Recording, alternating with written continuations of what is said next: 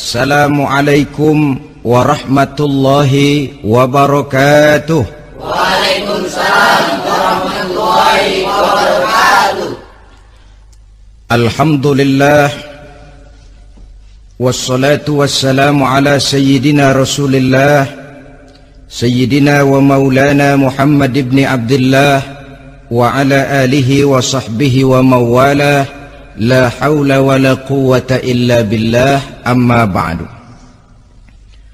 Bapak-bapak, ibu-ibu, saudara-saudara kaum muslimin rahimakumullah. Sudah menjadi keyakinan dalam kehidupan kita bahwa segala yang ada permulaannya tentu akan ada penghabisannya. Setiap yang punya awal mesti akan punya akhir. Tidak ada keabadian dalam kehidupan dunia ini. Semuanya datang dan pergi silih berganti, berubah oleh pergeseran masa dan pertukaran waktu. Demikianlah kalau kita mau merenungi kehidupan dari alam di sekitar kita. Sejak dari kehidupan tumbuh-tumbuhan, binatang, sampai kepada kehidupan kita, makhluk bernama manusia. Lihatlah kita manusia misalnya. Dimulai sejak kita terlahir ke alam ini, keluar dari alam rahim ibu, menjadi bayi yang merah tidak berdaya, untuk kemudian berangsur meningkat menjadi anak-anak. Dari kehidupan anak-anak berubah lagi kita menjadi remaja dengan segala keceriaan dan kelincahannya, dan dari masa remaja naik lagi kita memasuki usia dewasa, untuk kemudian berangsur memasuki hari tua. Lalu setelah kita memasuki hari tua, sehari, seminggu, sebulan, setahun, sampailah kita kepada batas waktu yang telah ditentukan oleh Allah, yang dinamakan ajal, dan bertemulah kita dengan yang disebut maut. Ini merupakan kepastian dalam kehidupan. Kalau saja kita mau merenung perubahan-perubahan yang terjadi pada diri kita, seharusnya membuat kita insaf dan sadar. Dikala remaja kita begitu lincah, punya rambut yang hitam ikal berderai, punya lesung di pipit, punya senyum yang indah menawan setiap orang yang melihat, punya kulit yang kencang dan bersih. Manakala kita memasuki hari tua, perubahan frontal pun terjadi. Kulit mulai jadi keriput, rambut yang tadinya hitam ikal berderai mulai memutih, nikmat berkurang. Gigi yang tadinya utuh dan sanggup mengunyah apa saja, satu demi satu permisi meninggalkan kita. Sangat boleh jadi dikala remaja kita senyum semua orang terpikat, dikala hari tua dengan kulit yang keriput dan gigi yang tidak ada lagi, manakala kita senyum mungkin orang bakal lari dari sekitar kita. Kemana keindahan yang tadinya begitu menawan? Kemana senyum lesung pipit yang tadinya menarik perhatian orang? Pergi meninggalkan kita, berubah oleh pergeseran masa dan pertukaran waktu. Nah, bila maut datang menjemput kita, selesailah kehidupan sampai di situ? Ternyata belum. Kalau lahir merupakan perpindahan hidup dari alam rahim ke alam dunia, maka mati hakikatnya merupakan perpindahan hidup dari alam dunia ini ke alam kehidupan yang berikutnya, yang dinamakan dengan alam barzah. Andai kata hidup cuma sekali, secara moral kita sanggup berkata, alangkah tidak adilnya Tuhan. Kenapa? Dalam kehidupan ini kan aneka ragam terjadi.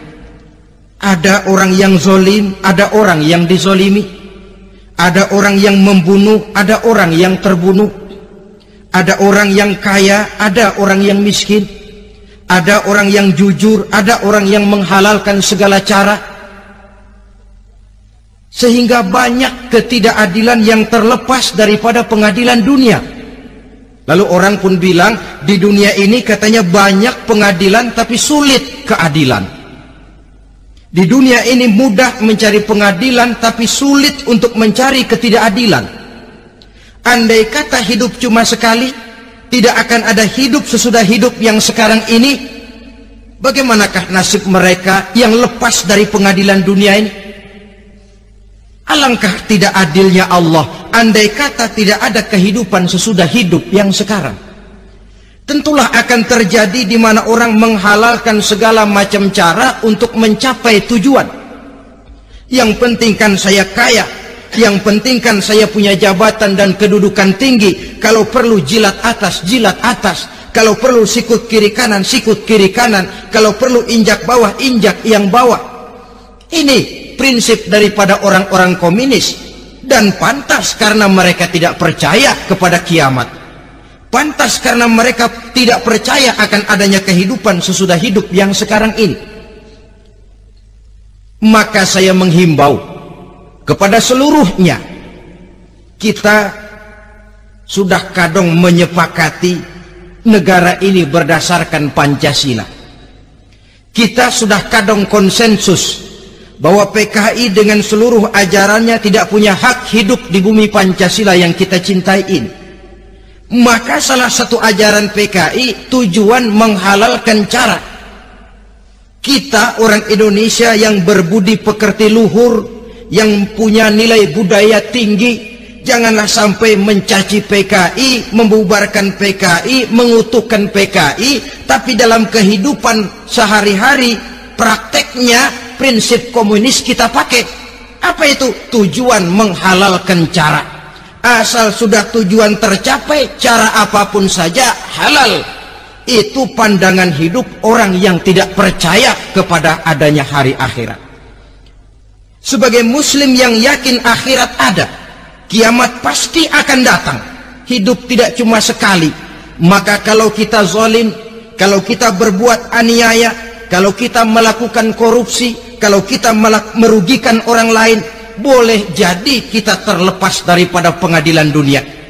Tapi ingatlah, kita tidak akan pernah lepas dari pengadilan Allah, pengadilan Qadhi Rabbul Jalil, di mana kita akan diadili dengan seadil-adilnya, dan tidak satu perbuatan yang bersifat salah, yang bagaimanapun kecilnya, yang akan lepas dari pengadilan di akhirat itu nanti.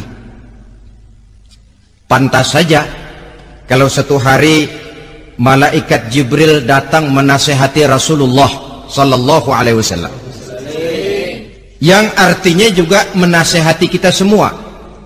Apa kata malaikat Jibril kepada baginda Nabi? Ya Muhammad, ish ma syi'ta fa innaka mayyitun. Hai Muhammad, hiduplah semau kamu, tapi jangan lupa kamu pasti akan mati. Kalau memang dilarang tidak terlarang, dicegah tidak tercegah, kamu mau melaksanakan hidup menurut maumu sendiri, persilakan, hiduplah menurut mau dan gayamu.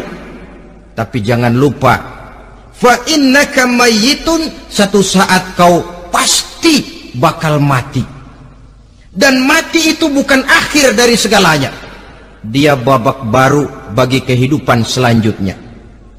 Silakan hidup menurut maumu, tapi jangan lupa kau pasti akan mati. Wa'mal ma syi'ta fa innaka majziyun bih. Kerjakan apa saja yang kamu mau. Kalau kau mau menghalalkan segala macam cara, persilahkan halalkan segala macam cara. Tapi jangan lupa kau akan mendapat balasan dari seluruh amal perbuatanmu. Wa ahbib ma syi'ta fa innaka mufariquhu. Dan cintailah apa saja yang mau kau cintai. Kau cintai anak istrimu, silahkan. Kau cintai harta bendamu, tafadhal. Kau cintai tanah airmu, kau cintai pangkat dan jabatanmu, persilahkan. Tapi jangan lupa, fa innaka mufariquhu, kau pasti akan berpisah dan akan meninggalkan segala yang kau cintai itu. Apa Apa artinya ini buat kita? Ternyata sesudah maut datang menjemput kita, ada kehidupan sesudah hidup yang sekarang ini. Ini yang mendorong kita untuk dalam kehidupan di dunia ini tidak melakukan prinsip saenake dewe, semaunya sendiri saja, asal perut kenyang, asal pangkat tinggi, asal harta dapat. Masa bodoh dengan merugikan orang lain, masa bodoh dengan menipu orang lain. Iku jenenge saenake dewe. Muslim tidak diajarkan. Ingat manusia, setelah kau mati, setelah kiamat datang, kau akan dibangkitkan, kau akan dimintakan pertanggungan jawab tentang kehidupan yang sekarang ini. Saudara hadirin, oleh sebab itu kalau kita bicara soal kiamat, soal akhirat, ini memang masalah yang gaib, yang sepenuhnya tidak bisa dicernakan dengan kemampuan penalaran intelektual. Dasar di dalam membicarakan ini tidak lain adalah iman kita kepada Allah Subhanahu wa ta'ala. Bukan cuma zaman sekarang, dari zamannya Nabi. Orang itu kalau sudah bicara kiamat, bicara akhirat, ada yang ragu-ragu, ada yang menolak sama sekali. Bukan dari zaman sekarang, dari zaman dulu. Pernah kok satu saat Rasulullah itu dakwah menceritakan, saudara-saudara, akan terjadi kiamat di mana Allah akan membangkitkan manusia dari kuburnya untuk memintakan pertanggungan jawab. Ini dalam dakwahnya Nabi pidato macam itu. Apa reaksi orang? Yang beriman ya mantap, tapi yang tidak beriman, bajingan-bajingan Quraisy ini, mereka bertepuk tangan, mengejek, mencaci. Malahan ini yang luar biasa, ada dua orang kafir namanya Ubay bin Ka'ab dan Al-As bin Wa'il. Mendengar pidato macam ini, mereka buru-buru pulang ke rumah. Ngapain? Ngambil pacul. Lalu berangkat nyari kuburan tua.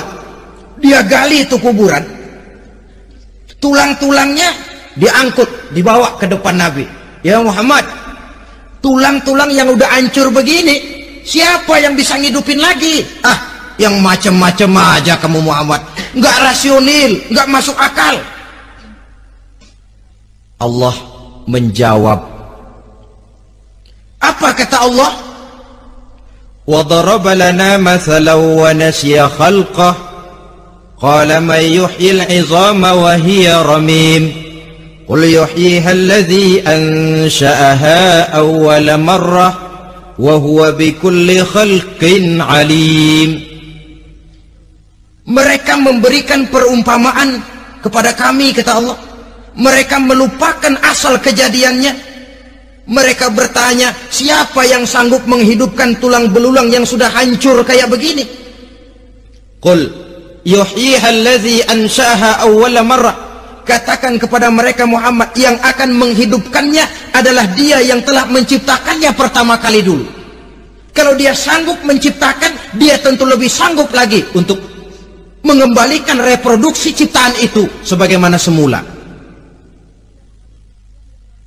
Yang paling kasihan yang ragu-ragu.